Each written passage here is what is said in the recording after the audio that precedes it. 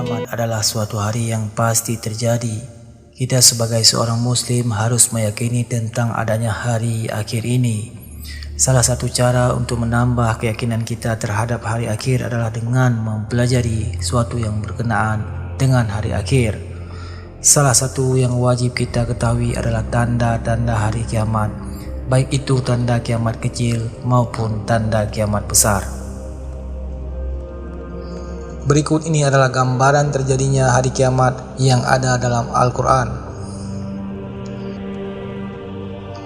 Yang pertama, matahari digulung.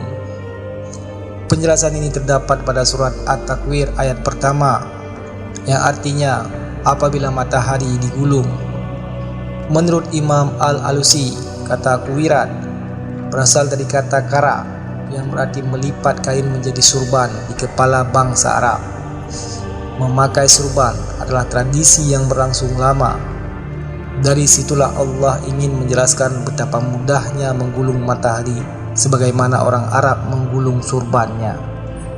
Allah tidak menjelaskan dengan detail apa yang akan terjadi dengan matahari, namun kita paham bahwa matahari adalah sesuatu yang paling vital di alam semesta.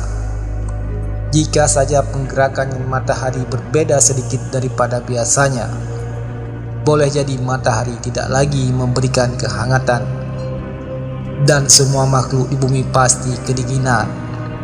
Atau sebaliknya, matahari bisa memancarkan panas yang terik sehingga bumi menjadi sangat panas.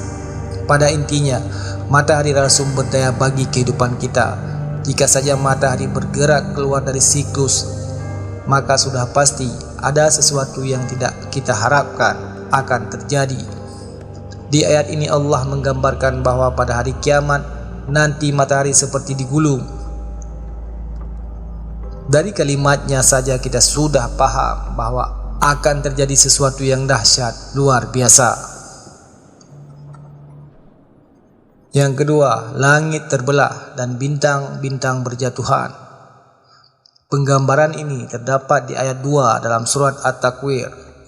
Dan apabila bintang-bintang berjatuhan, Allah menggambarkan bahwa pada hari kiamat nanti langit akan terbelah dan bintang-bintang akan berjatuhan menimpa bumi.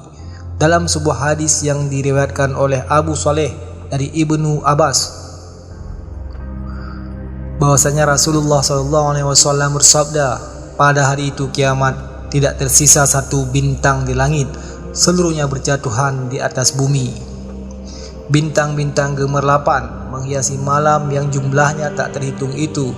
Ketika hari kiamat nanti akan berjatuhan menghancurkan seluruh isi bumi dan penduduknya.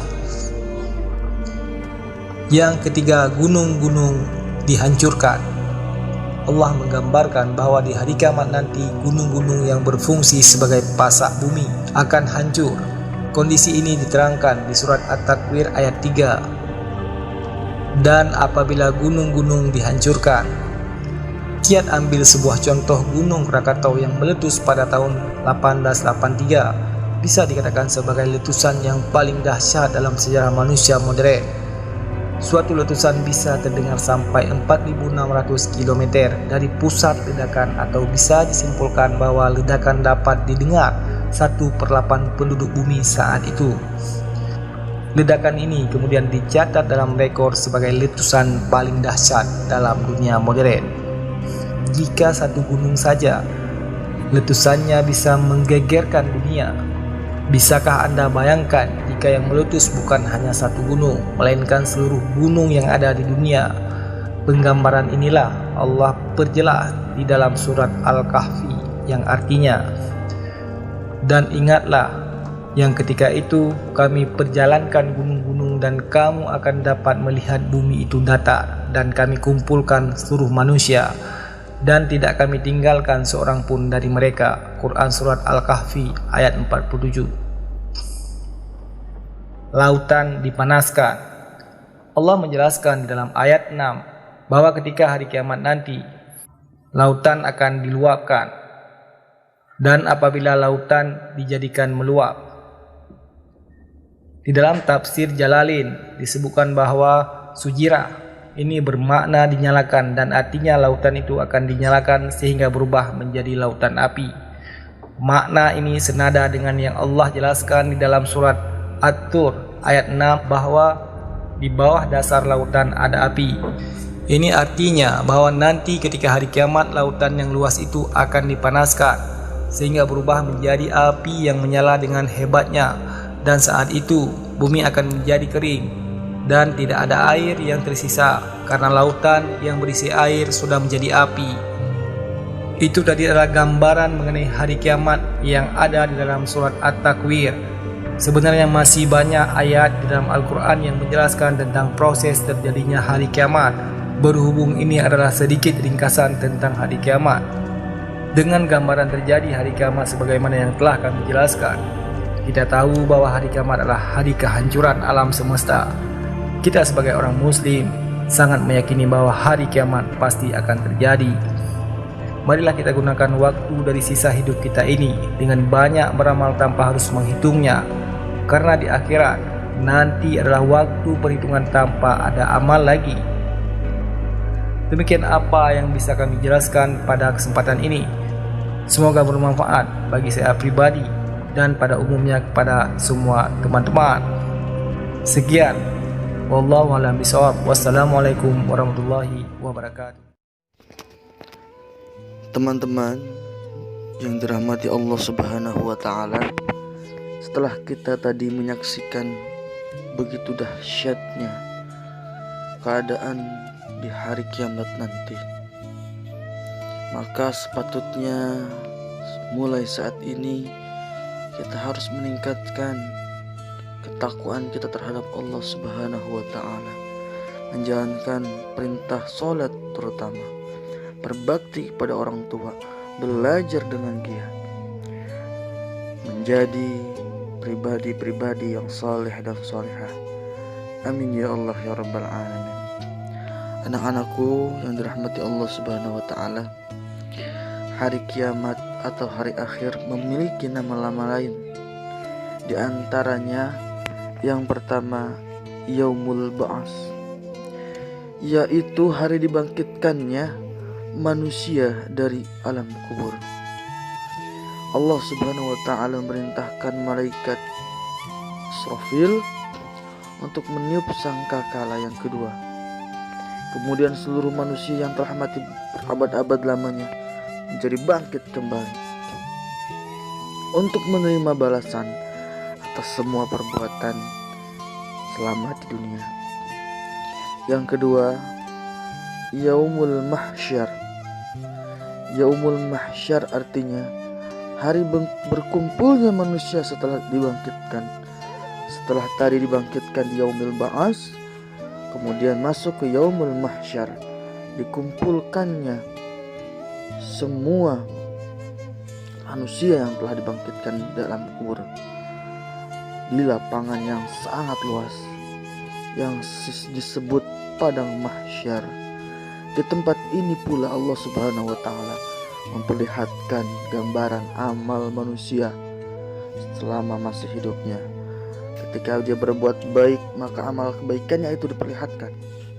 Ketika berbuat buruk, maka amal keburukannya diperlihatkan di Yaumil Mahsyar.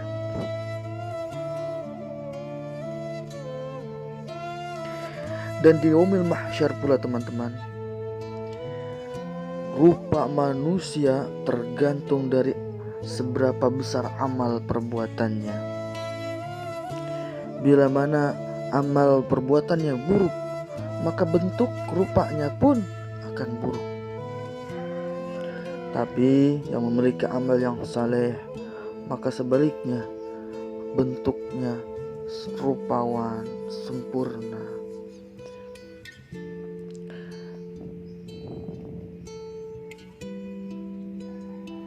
Bahkan bagi manusia yang beramal soleh, di Yaumil Mahsyar, ketika matahari saat itu yang sangat terik dan panas, tapi orang yang soleh tidak merasakan kepanasan.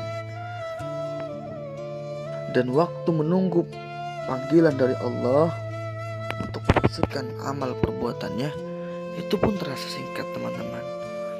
Yang ketiga, yaumul hisab, yaitu hari perhitungan seluruh amal perbuatan manusia.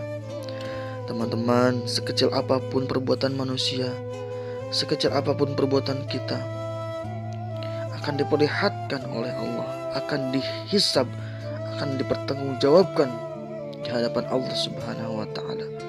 Mulut, tangan kita, seluruh anggota kita, tubuh kita akan menjadi saksi atas segala perbuatan kita selama masih hidup. Yang keempat, yaumul jaza.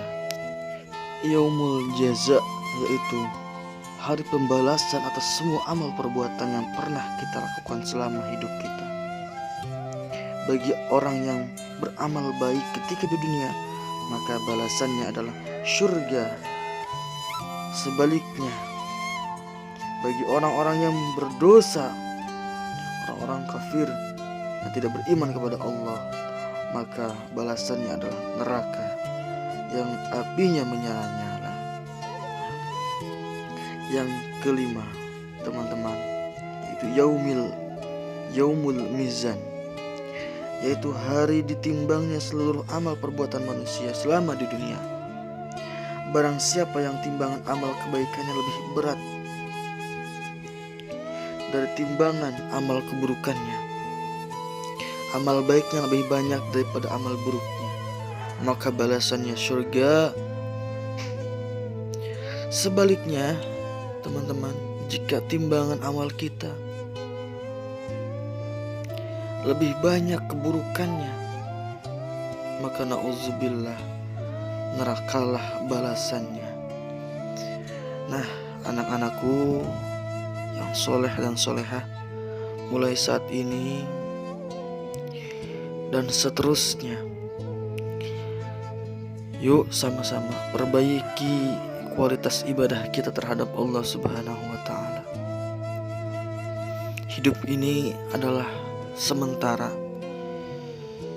Kita tidak lama hidup di dunia ini. Dunia ini sudah tua. Maka bergegaslah untuk memperbanyak amal ibadah selama kita masih hidup di dunia. Yang belum mengerjakan sholat secara rutin 5 waktu, yuk perbaiki sholatnya. Yang belum berbakti kepada orang tua, ayo segerakan berbakti kepada orang tua. Jangan menyakiti hati orang tua kita. Nah teman-teman, mudah-mudahan apa yang telah sama-sama kita pelajari menambah semangat kita untuk beribadah dengan giat, belajar dengan giat, dan berbakti kepada orang tua. Mudah-mudahan bisa kita laksanakan ya teman-teman. Insya Allah.